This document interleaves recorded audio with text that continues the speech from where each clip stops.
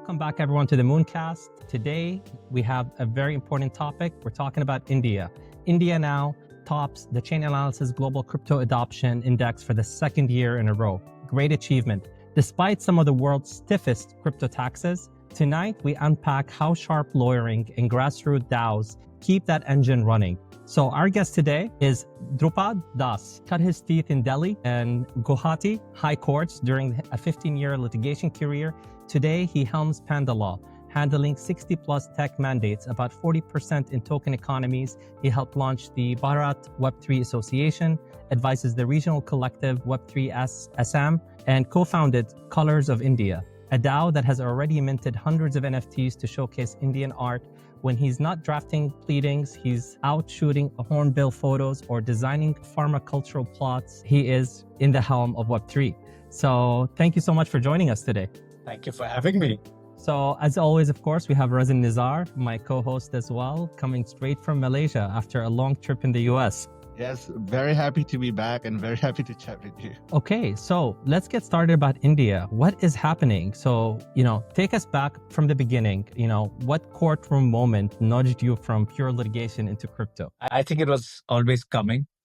I was always a technophile. I was interested in technology. And in fact, I started my career in a forum called TDSAT, which is Telecom Appellate Settlement Dispute Tribunal. And the TDSAT is where a lot of telecom disputes came to come settled. So now in this scenario, I was always embroiled in technology litigations, right? And that segued into corporate litigation as well as competition disputes.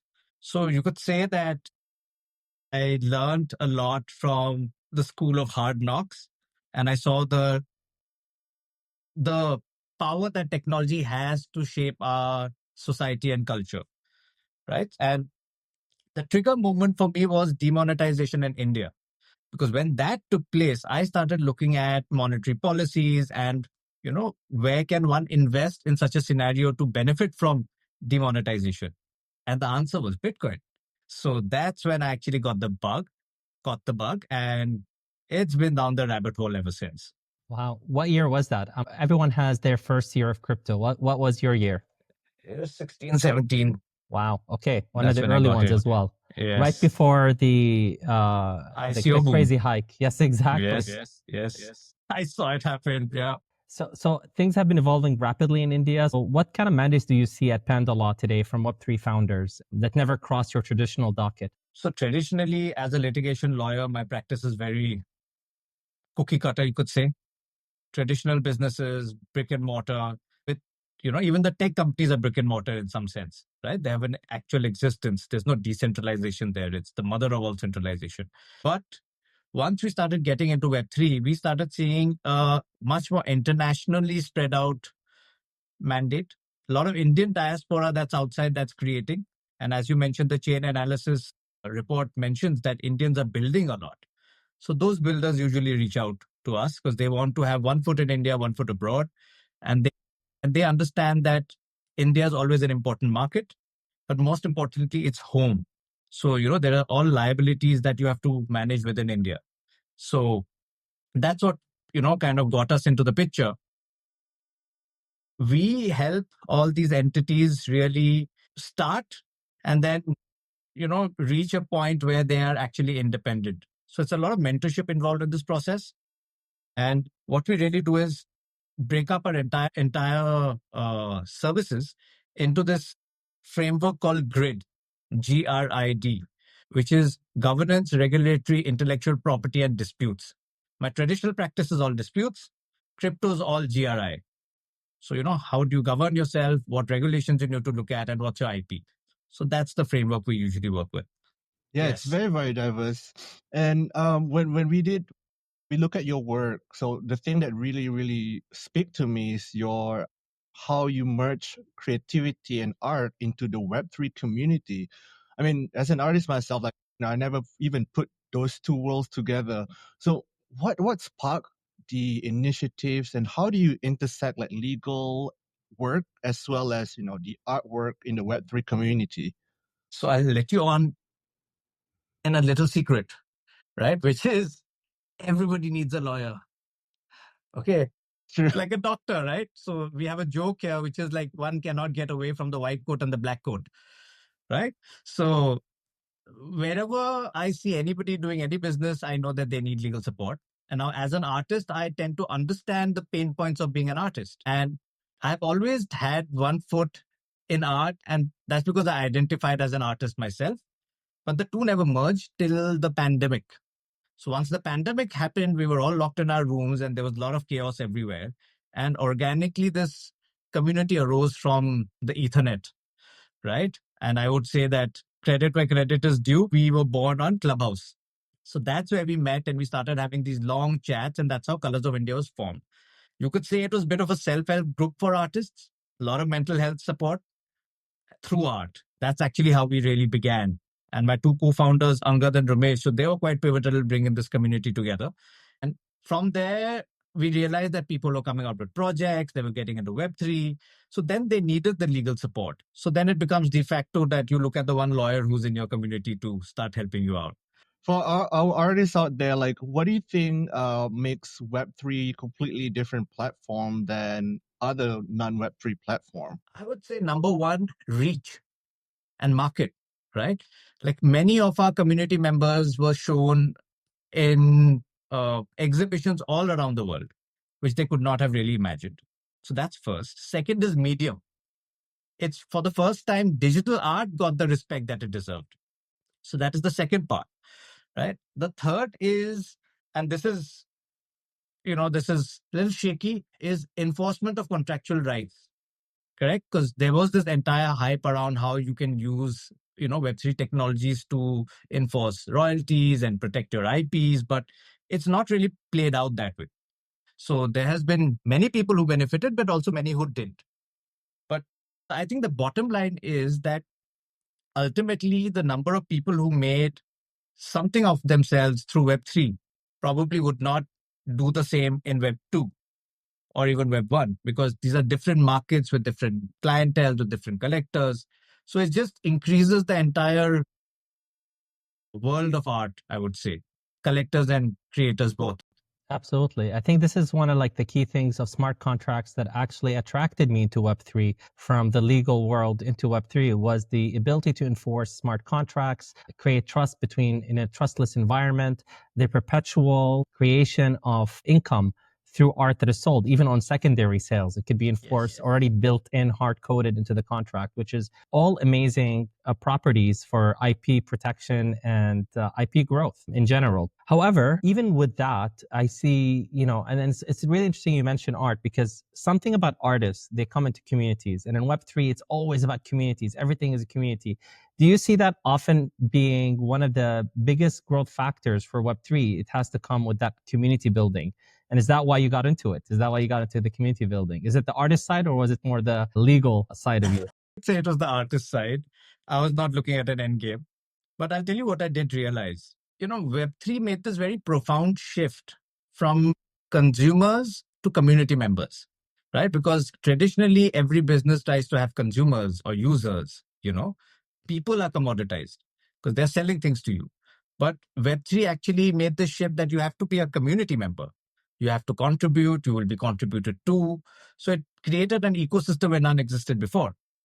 And I'm now paraphrasing my co-founder in Colors of India, Angad.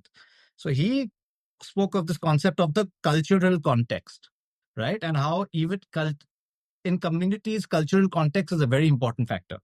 And it is probably overlooked because most Web3 communities don't leverage art well enough, I believe. I think that's a gap that still needs to be exploited. Absolutely. And I like that you mentioned that, like the aspect of community and the ability for you to be a fan, let's say, of an artwork or a community or a product, but then you are emotionally invested more than just financially, because these are your community members, you engage with them. I had a pitch that I used to do before at one of my previous ventures, Zero Code Labs. I used to go up on stage and tell people this. I will show them a picture of the apes, right? And before that, I'd had like a slide picture of a Nike shoes. And I'm like, you love Nike, I love Nike, we all love Nike. But let's be true. If it goes bankrupt tomorrow, I'll go buy an Adidas or Reebok. I'm not going to really be that hurt about it, right? Like, I don't care. But then the apes came. And for me, that was like the aha moment for me in the NFT space specifically, because suddenly everyone was aping in. Everyone was identifying themselves as an ape. Nobody ever identified themselves as Nike or as Reebok or whatever brand you want. But suddenly you became the brand. And of course, the whole aspect we were talking about, the IP, intellectual property rights, your ownership of smart contracts give you IP rights. So people start doing franchises, spinning off the success of the collective brand. And this is a new thing, the collective, right? I find that really fascinating. And I've just been looking at Web3 today. You guys have cracked 4 figures in membership, which is tremendous. It's one of the largest, I would say, crypto communities I've ever came across. How did these initiatives spark? And, how do they overlap with your, creative inputs in your world? Do you contribute artistically into that world? I do. So what actually landed up happening was, I believe there was an NFT day or there was some NFT event. This is really back in the day, 2018-19, where I hosted a Colors of India event in Assam. And through that process, we actually had the first IRL get-together, in real life get-together of all the COI members. So that's when I learned that a community called Web3 Assam already existed. It was new. There were 2 conveners, as they call themselves, Jesu and Sheikh. So they had started this community. And I quickly became a part of it and became a part of their inner circle, fortunately. And it all came about because we wanted to spread the word of Web3 within Assam. And Assam has been a place where Web2 kind of never reached us. We were in a insurgency situation, let's say, right? So that was quite rough. So once the insurgency started dying out around maybe 2008 to 10, so then the economy started reviving. A lot of the youngsters started looking outside. So this is the space that we came into. And it's grown fast because there is a need for community and people have put down their guns and they've picked up a laptop. So that's really the magic of it. It's organic. Nice, nice. Okay, now we're heading to the next section, which we call the quick fire icebreaker. Okay, so I have 5 lined up questions. So I'll drop them at you and then just give us what comes up to your mind. So number 1, Mythbusters. What's the biggest misconception about Indian crypto law that you're dying to squash? Okay, so the biggest myth is that there are no regulations in India. It's unregulated. Okay, I'm like, there are regulations, just that those regulations are legacy. Income tax, indirect tax, company law, money laundering, advertisements, foreign investments, it's all regulated. There's an entire bouquet of laws that attract itself the moment you are doing a project, right? Whether these laws are good or bad, different question, but regulations exist. Please pay attention to them. Absolutely. Never neglect the regulations. That's why we have Razin with us now for the next session. He's our regulatory master. So, courtroom crossover, one lesson from the bench or the bar that unexpectedly made you better at what? I think it gave me a bullshit detector because, yeah, litigation is such a, it's like an intellectual blood sport. Just think about it. I'm standing before a judge. The judge is grilling me on one side. I have an opposing counsel on the other, right? Who's there to just take me down. Then I have a gallery that's just waiting for me to fall. And, Schadenfreude is the name of the game there, right? And then if that's not enough, you have the client who's watching you hawkishly. And then you have a camera which is streaming all of this onto YouTube for permanent record. So in this pressure cooker, you learn to, really adapt and see bullshit very quickly. And I think that really carried over to Web3 because Web3 is a lot of bullshit.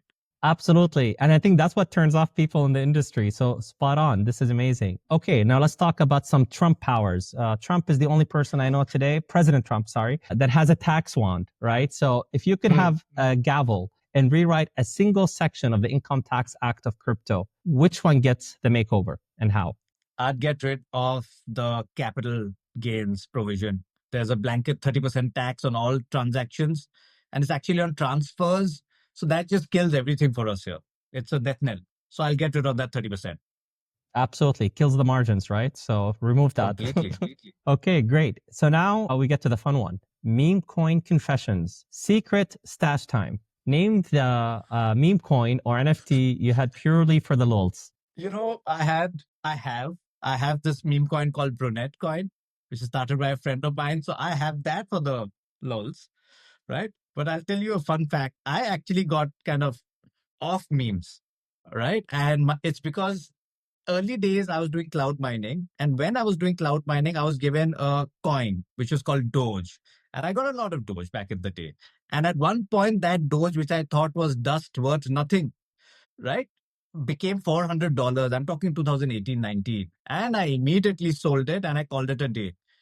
Recently, I opened a very old phone which had that account in it, and it showed that that Doge was probably worth about $50 million in today's money, right? Which I sold like 6 years back.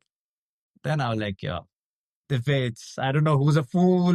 I said, I am not made for this market. I was depressed for 7 days. So that's what memes mean to me. Lost opportunity.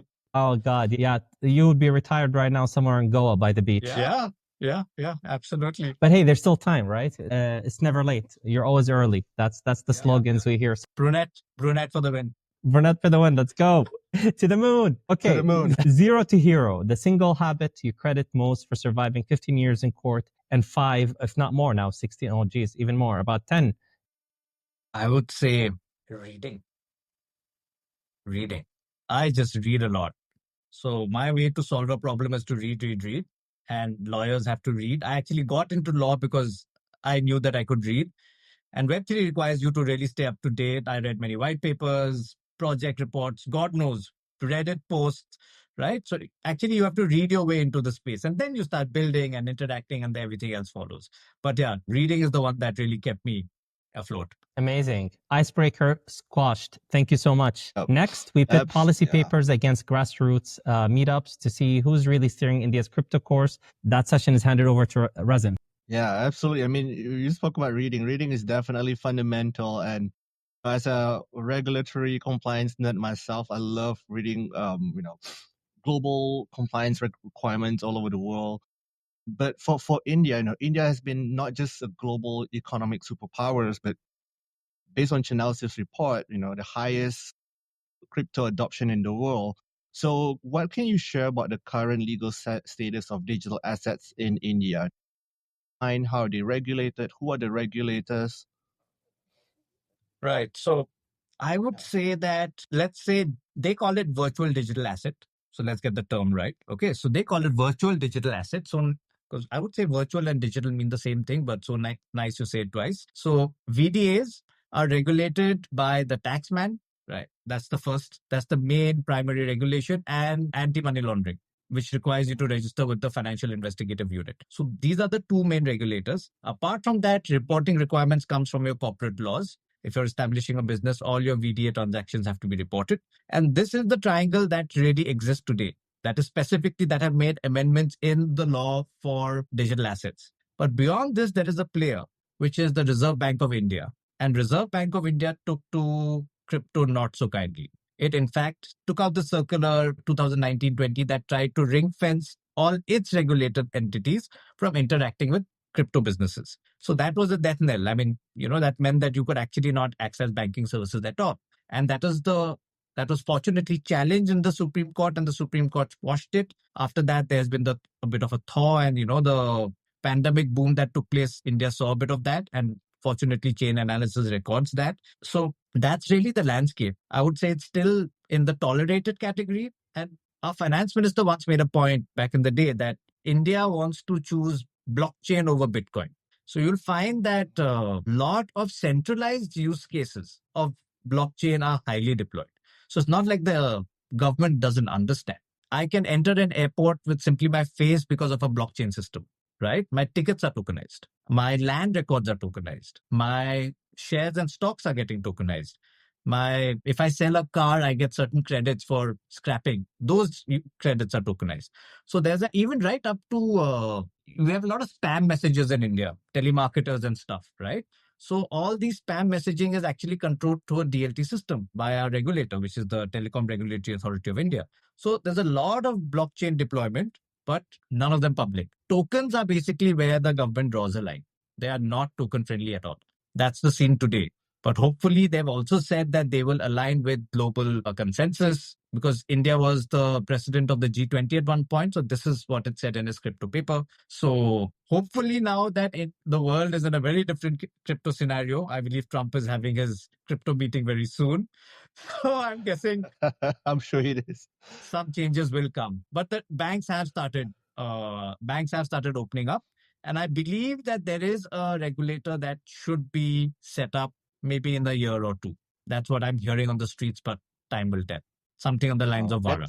That's always been the case, right? The banking industry will always be more reluctant to accept crypto and token in the beginning. But you also mentioned just now that the regulators are very reluctant with token. Why is there such a disconnect between the regulators as well as, there's absolutely huge demand in India for tokens. Why do you think is there a disconnect? I think they see it as a tool for illicit finance. I think that's the honest answer, because India has had a huge illicit finance issue. Black money is endemic. You will be hard pressed to do a real estate transaction without some form of cash being exchanged under the hood. So these are things that they're actively trying to push out, and they feel that tokens are something that can really open the Pandora's box. And India also has this bad habit, or maybe good habit, jury's out on that one, on waiting and watching, especially because we're like a huge, mix of people.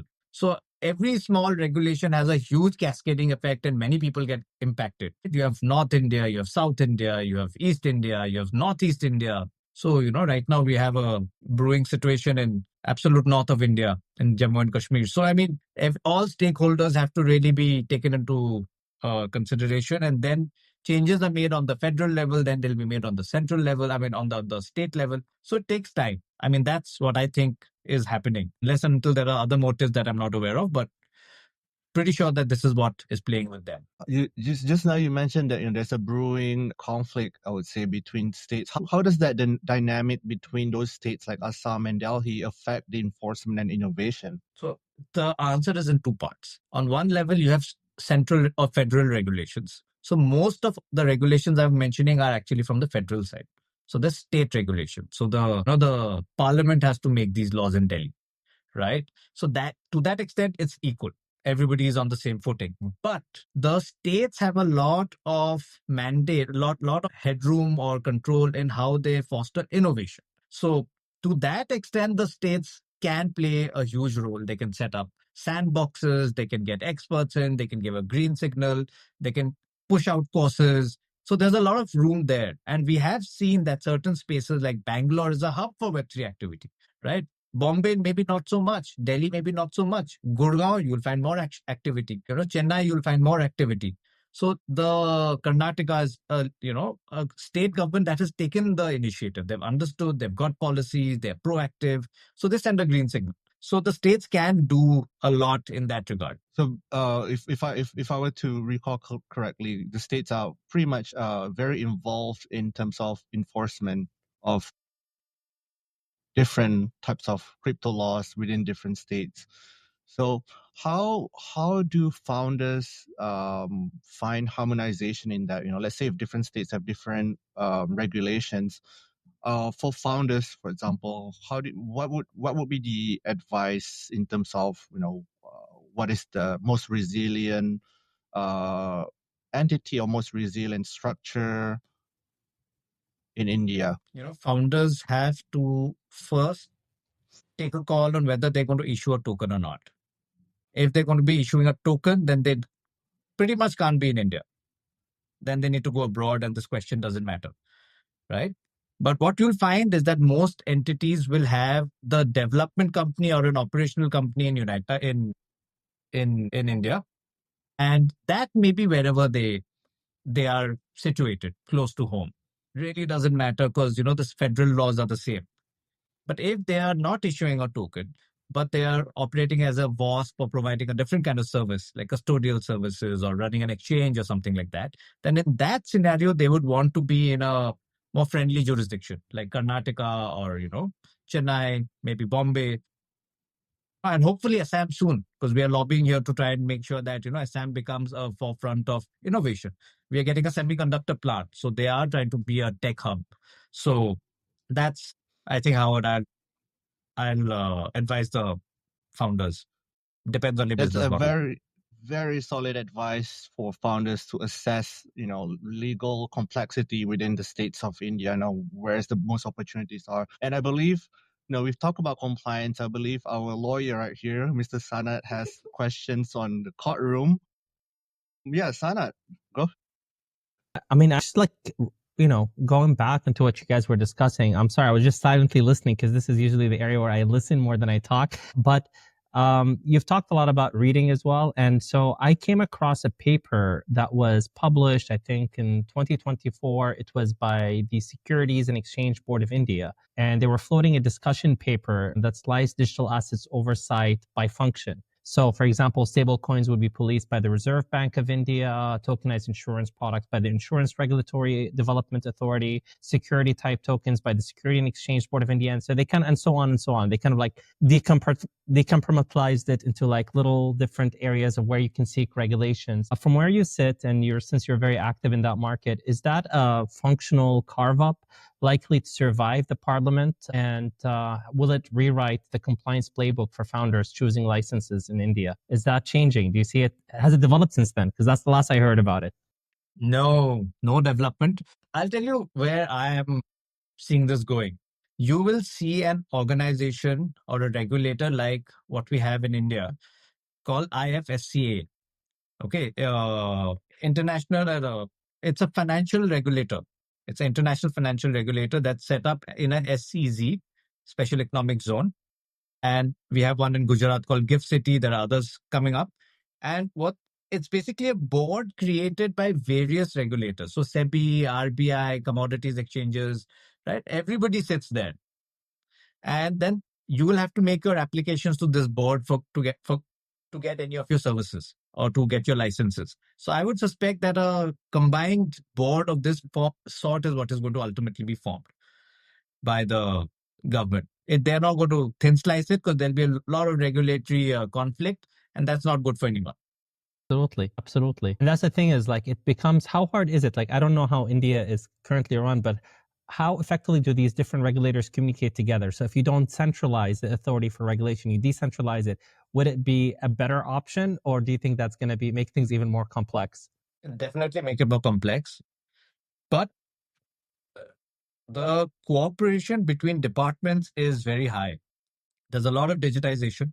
They've in fact set up this entire concept called digital public infrastructure, right? And there's a lot of information sharing. So you will find that regulators do collaborate and interact with each other quite regularly. The government makes sure that, they're put in rooms together to find solutions in a conjoint manner. So, because they ultimately all answer to the center. So to that extent, I think collaboration is not a problem. But decentralizing it then, allows you to start pushing the buck from one to another. So that I think the government would want to avoid. Okay, fantastic. Then we can move on a little bit into the world of Indian startups that are building in India. Are they avoiding India? Because I see a lot of them opening in the IFC, in Dubai, in Abu Dhabi, Singapore. It seems that a lot of very successful Indian-owned, Indian-run companies are choosing to go abroad. Do you see that trend happening? What's happening there? Major brain drain. That's what's happening, right? India is losing out in a big way. I've been saying it publicly. And it's so sad. It's basically like you have all the users here. So the people who will ultimately use those products made wherever are here. You'll find that the people who are actually developing those products are here. But the business entity that gets taxed and is regulated is not here because the regulatory set is not in place. So you'll find them in Dubai, you'll find them in Singapore, you'll find them in all over the place. Some island maybe, right? But not here. You'll just have the DevCo over here, which is actually doing the development and getting paid some fee, consultancy fee or, something like that. That's the model. I mean, I've seen that a lot, honestly, in the startup world as well. Like, I come across a lot of companies, Indian founders working abroad somewhere. They have operations, as you said, devs in India, but commercial, headquarter, everything else somewhere else. Dubai became a big hotspot. Obviously, we know one of the biggest blockchain companies of all time, Polygon Labs, is based in Dubai, headquartered there. And so I can see that brain drain situation. How does that impact your practice? Are you now working a lot in helping offshoring, scaling startups? Unfortunately, yes. I did not expect that to be one of my key selling points, but that's what it is, because now we have relationship with people all over the country, all over the globe. And jurisdictional analysis is where we really start, because the founders get their idea in India. They know that there's something legit. But the first thing an investor tells them is get out of India. So then they come to us and they ask us, where do we go? So then we find jurisdictions, we talk to lawyers there, we offshore them, and we keep one leg here, one leg there, and we structure their entire system. Is that decision mainly driven by the tax, I'm assuming? Is the taxing? I would say tax is one big part of it. Regulatory uncertainty in general is another. And the third is the fear of the taxman, indirect tax. We have this GST regime, which is quite notorious for showing up when you least expect it. And they slap you with these massive fines, which are like 7 times your annual turnover, which you can never meet. So then they're like, we just don't want to take this chance. It's happening to the gaming industry right now. I mean, the claims on them are in billions of dollars. And the turnover of the industry is not so much. So it's an industry killer. And this has been a very old problem of India. Historically, we have, on many occasions, killed the golden goose. So hopefully we're trying to see if that changes. It should, but let's see. Speaking about the stabilization and regulatory uncertainty, one thing that we know, the banking ban 2.0, after the Supreme Court quashed the Reserve Bank of India in 2018 circular, we have exchanged relationships with major banks stabilized since, or are we one compliance memo away from another freeze? I think it's opening up. There is a thaw. So I have received calls from bankers who had rejected my offers to do business with them. And, I had actually reached out on behalf of my clients, and they said, we have a no interference policy. We cannot, give a business to crypto company. They won't give it to you on an email, but they'll say it off the record. So they've started reaching out and saying, okay, policies have changed. We're looking at it more favorably now. So definitely a thought. I think it's being led by the US. I think that they're looking at the Feds. And once the Feds are easing out, then there's no reason for you to not pick up that profit, right? There's so much there. Plus, a lot of the infra has come into play in the last 5 years. Custodial services have come in, slightly more clearer regulations. FIU has been set up. So everybody's regulated. I'm not regulated, but they're all registered there. So that makes a big difference to them. Great, thanks. I think, Razin, you had one, right? I did. I was actually, I really relate to the brain drain issue that you were talking earlier, actually. Obviously, brain drain costs a lot because I'm from Malaysia where we suffer from the same problem as well. In your opinion, like what would be at least like 3 advice that you can give for perhaps both of our governments on how to mitigate this brain drain issue because it's costing us a lot of resources out? Okay.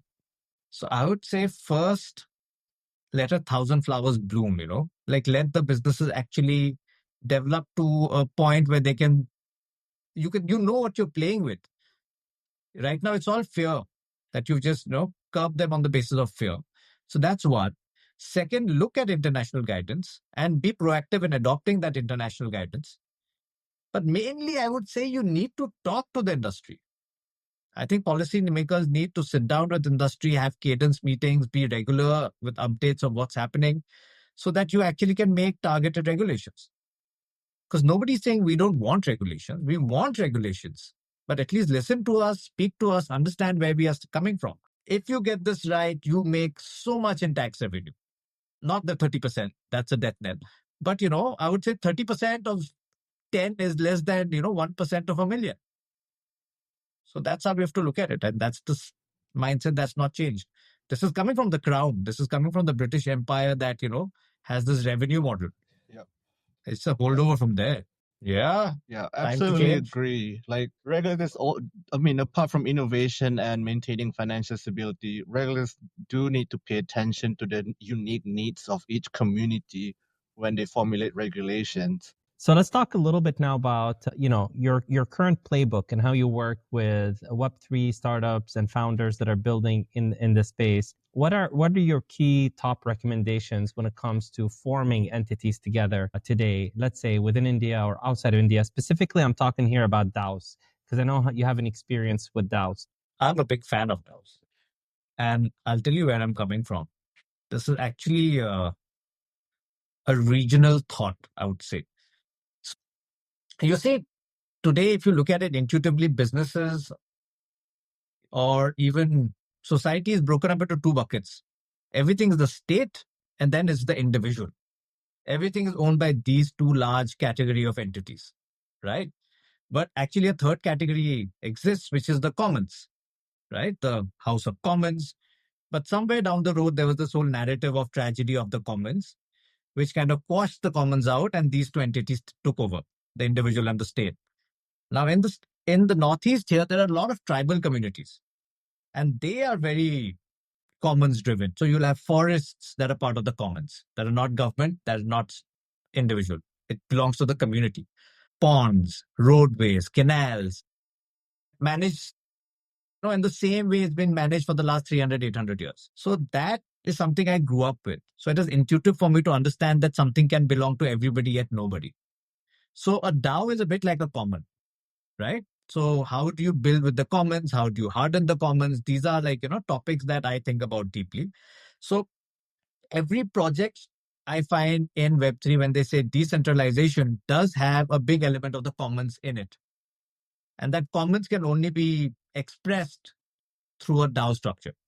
So you do need a DAO structure, right?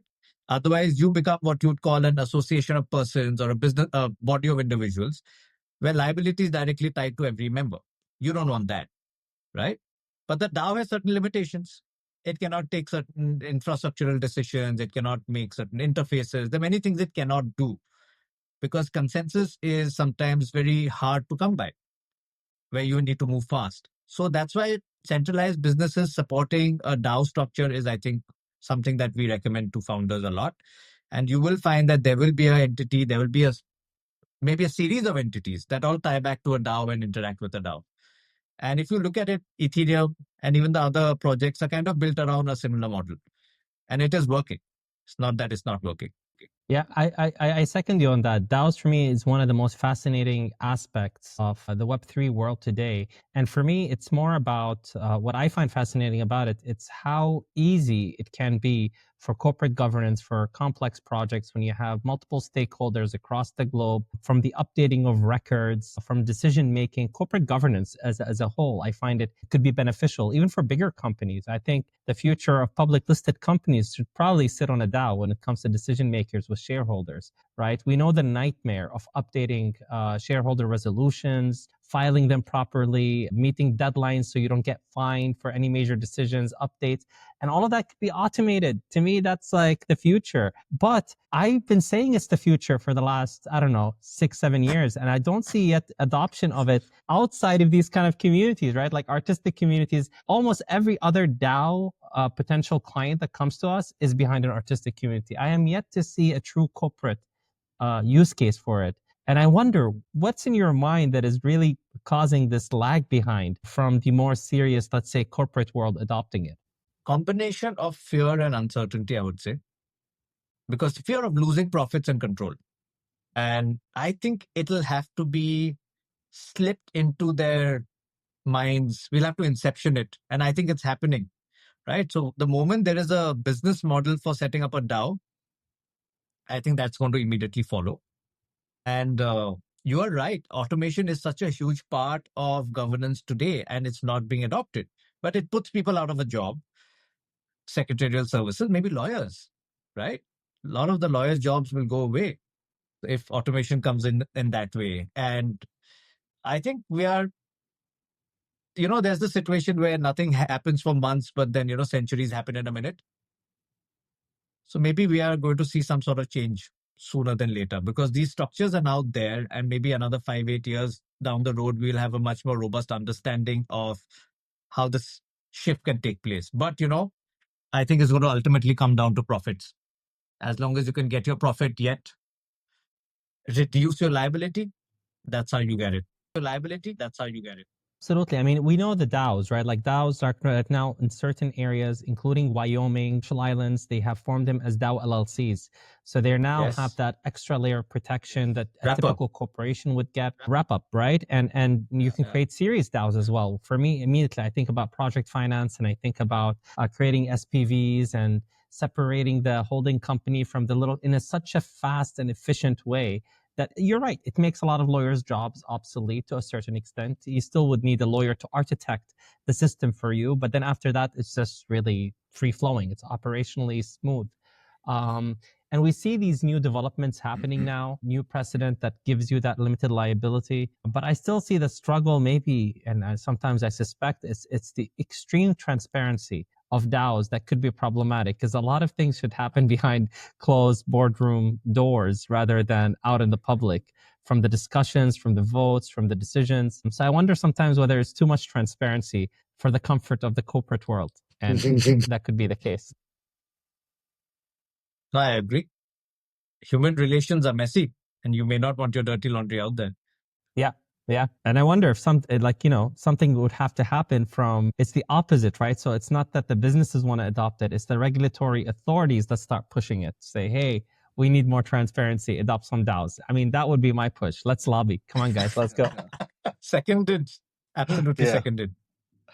Yeah. Earlier we talk about a lot of founders tend or fearful of bringing DAO into a more formalized structure. So the fears are valid, fear of losing a profit, the liabilities that will be attached to them.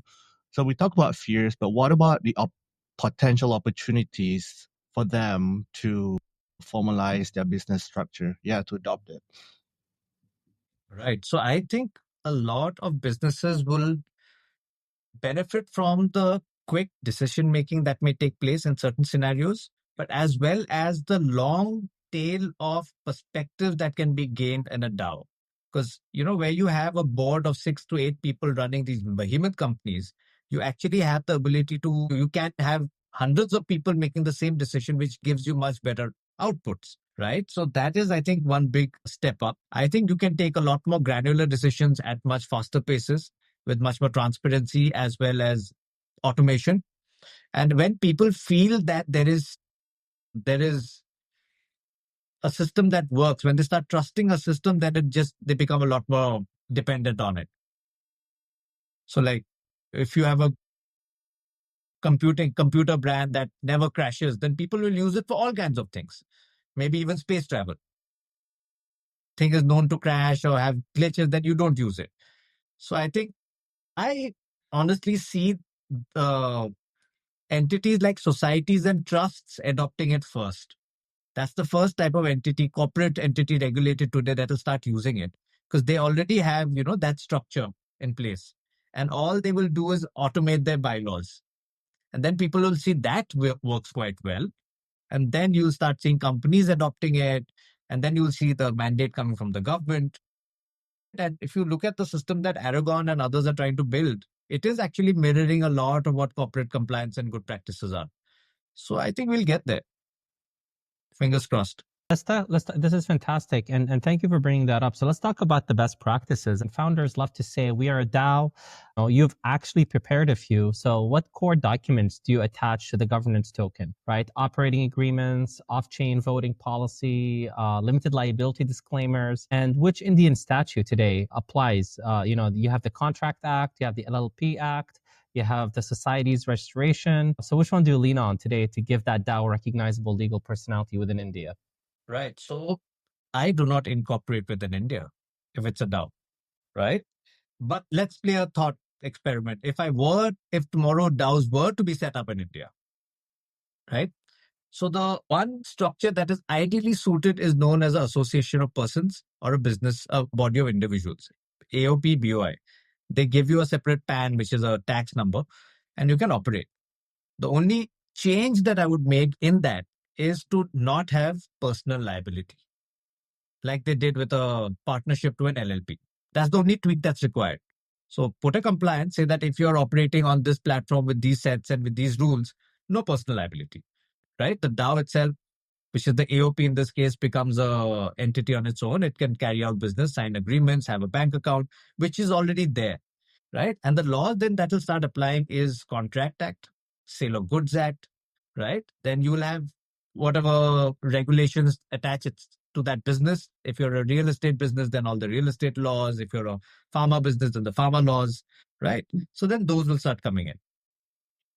And ideally, if that DAO can start owning IPs, then it starts getting a flywheel into the picture. Yeah. Okay, nice. That's really good to know. I mean, I like that you took the leap and try to figure this out from a theoretical perspective. And I get why you would not do it in India when you have other jurisdictions that have statutes for it. That protects it. Another aspect that Razin and I talked about, and we actually hosted a whole podcast on, which was real world asset tokenizations. I know it's exploding in India. Had Credit Avenue just pilot tokenized invoices financing. So India is onboarding land registry. You mentioned land registry with the, what is it called? The Telangana, I think it was. Telangana. But even my home state, Assam. Okay, they're also doing that at your home state, Assam. Yeah. So when you issue tokens that reference tangible assets, what are the key things that needs to be included in that contract today to make them valid and exercisable? Okay. So I am going to come back to that phrase, VDA, virtual digital asset.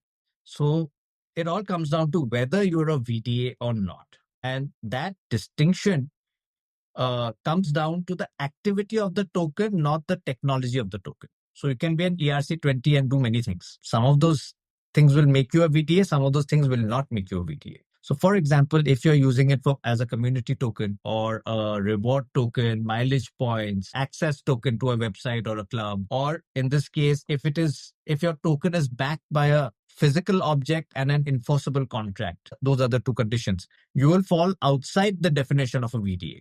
Then it will get treated as a smart receipt or a voucher. That's what's going to happen. So that just gets rid of the entire Web3 issue for you.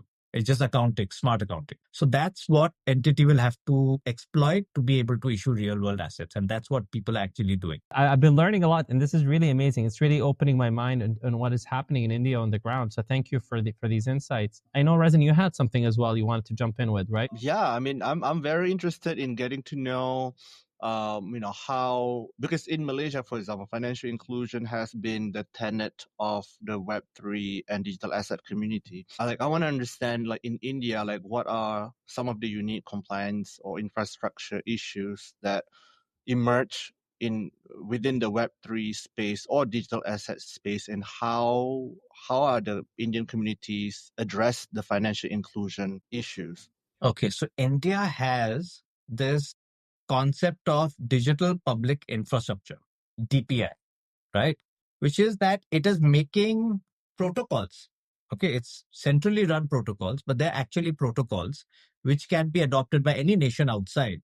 So I think UAE is also part of these experiments, Germany, Malaysia, right? So there are agreements between Indian government and foreign governments where we we share this code, right? We share the infrastructure with you, and people can build their own skins on it. And it's completely transparent, which means that we can't see what you're doing. You run it on your own. And there's an entire infrastructure which starts with money. So you have the UPI regime. That has been the biggest thing in financial inclusion, right? And today there are about 6 or 7 ways I can transfer money. So I have something called IMPS, NEFT, RTGS, then cash transactions, then wallet transactions, card, debit, credit. Then I have UPI, which is through the phone, right? And then I also have a CBDC, which is, I think, flop, right? So the 8 ways that the RBI has set up for people to start doing business. And what this UPI did was, it took your bank account as the base layer, made agnostic of which bank you are banking with. It put a unified layer. It's known as Unified Payment Interface, UPI. And then on top of that, there are clients like Google Pay or, whichever, Amazon Pay. Those are your clients that sit on top of that protocol. And you can just download those apps and transfer money. So Web3, one of the biggest reasons that they're pushing back on Web3 is because they're saying we've already solved to a great degree financial inclusion. So that's actually what they're saying. We don't need Web3, right? And our counter to that is that Web3 is not just money tech. It's much more than money tech. Yeah, absolutely.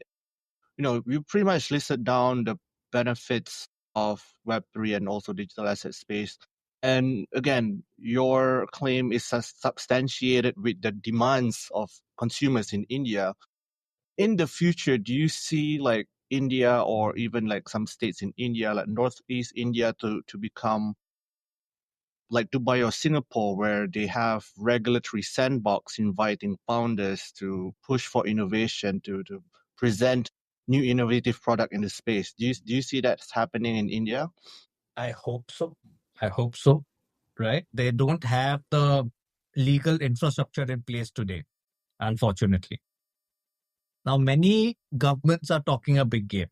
My local government here is saying that Assam is going to become a tech paradise. And the first step towards that is setting up a semiconductor plant. So that makes it very significant in the entire tech ecosystem. And the expectation is that around that semiconductor plant, many businesses will boom.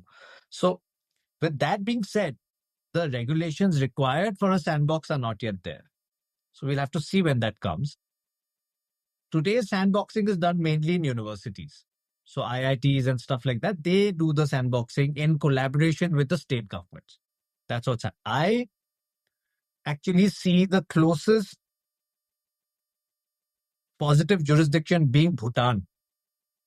Now, Bhutan is 4 hours from me here in Guwahati, right? So Wow. 4 hours drive, I'm in Bhutan. There's a place called Gelephu. Okay, Gelephu. And so they have this thing called the Gelephu Mindfulness City that Bhutan is setting up, which is designed to be a crypto capital and a hub. It's being set up in collaboration with the Singapore government. It's going to have Singapore laws along with ADGM laws. That's the combination there, right? And Bhutan has already started putting strategic reserves in crypto. They have Bitcoin, Ethereum, and Binance. CZ was here not too many days back. So I think India is going to skip its own thing, and maybe at least for me, because it's driving distance from me, to set up in Gelephu. So I'm really looking forward to that being set up. I think the airport is being built now. So maybe we're about 2 years away from it being operational. Yeah. Quite an amazing move. I'm a huge fan of free zones. I lived in Dubai for like 6 years of my life, and I love the free zones because you can pick and choose different legal jurisdictions, different legal codes. Some apply English common law, some of them apply a hybrid between civil law, and then there's different regulatory authorities to it. And I think Dubai is a great success example of that. I worked many, many years ago on a project that didn't continue, unfortunately. It was by the Dubai Holding Company by Sheikh Mohammed, and he had a concept called Future Cities, where he wanted to export the Dubai free zone models to other parts of the world because of how successful it is. And I think that's the future really for innovation in any country. I mean, I look at Dubai as a great example. In the Middle East, the region that I'm from, there was only one unicorn factory, and that was Israel. Israel was the only country in the Middle East region that had, tech companies scaling at billion-dollar valuations and more until Dubai came, right? Until Dubai did what they've done, and they've attracted all the talent. The brain drain went to Dubai. All these great entrepreneurs came to Dubai, and they built companies. And then they had this really big success, which was with Careem, which was like an Uber share riding type of service that competed with Uber, kicked their butt in the Middle East as a whole, got acquired. I forgot what was the figure, $1.2 billion, the biggest acquisition, Souk.com. And then you start having innovative companies like Polygon Labs setting up shop. And it works. It simply works. Ease the regulations, adopt common law. And I'm a huge fan of common law. Adopt common law into these free zone jurisdictions, make it easier to contract with the rest of the world, and magic happens. They say build Mecca and they will come, right? That's what they say. Absolutely. Yeah, so it's a fantastic thing, and I'm looking forward to see what's going to happen there. One last question before we go to the shout outs, because I know we're running out of time, but maybe Razin can give us the role about regulators and courts. I know we've discussed this before this call. Yeah, we discussed this, and when I read, I was very interested with the relationship between the court and the regulators in pretty much building regulatory framework of digital asset in India. What role do courts play, and what roles do regulators play in India in shaping that regulatory framework? So the answer is not a positive one, okay? Because you see, we don't have too much active regulation to be litigated, right? So actually the only big litigation we had came from that ring fencing circular by the RBI, because that was a big litigation. The industry went to the Supreme Court directly and it got it quashed. That was really the only big litigation that's taken place in that. Every other litigation in the courts that touch crypto is usually to do with some scam or a fraud. It's criminal law prosecutions that are taking place, which is agnostic of the regulator or it's just the medium of the fraud, right? So I believe that if the regulations are good, you will have minimum litigation. But if you have litigation, it will be in the writ courts, which are the high courts in India. So there you can challenge this aspect, this implication, this circular. So those challenges take place. So that's round 2. So that's not taking place yet. So I think the regulators have to first pass those regulations and have a framework for us to start getting trouble by. And then challenging them, then you go to the red courts, and then the process goes. So it's still in its early stages. So the step then, the key takeaway from this conversation today is that it starts with the regulators and educating the regulators. And it could be both grassroots, building the communities and pushing the regulators and having the right dialogue and conversation with them versus, expecting things to happen from the top. It doesn't seem like it's going to happen from the top without the grassroots movement. Absolutely correct. The states have a role to play.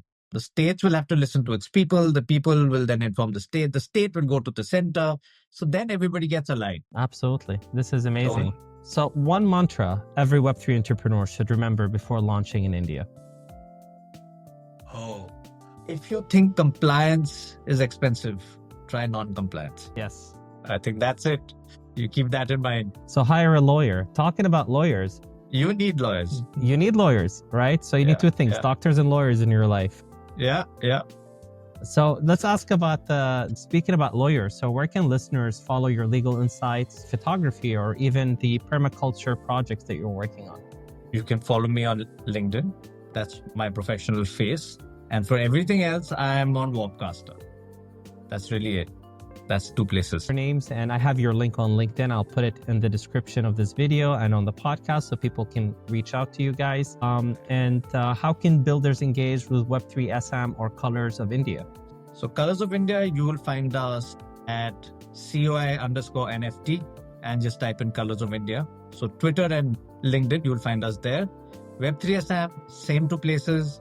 We also have a website, web3assam.com, so you can find us there and follow us from there. Fantastic. Well, thank you so much, Dhrupad and Razin, for a really fantastic session. I wish we can go longer. There's so many things to unpack, but this has been really an insightful session personally for me. Need to make a trip to India. I'm not that far away. I'm only a few hours by flight. The last time I was in India was 2007, so I need to revisit again. It's been a long time. And I was at Goa by the beach, by the way. Of course you are. Good choice. Great food, great beaches, beautiful, stunning.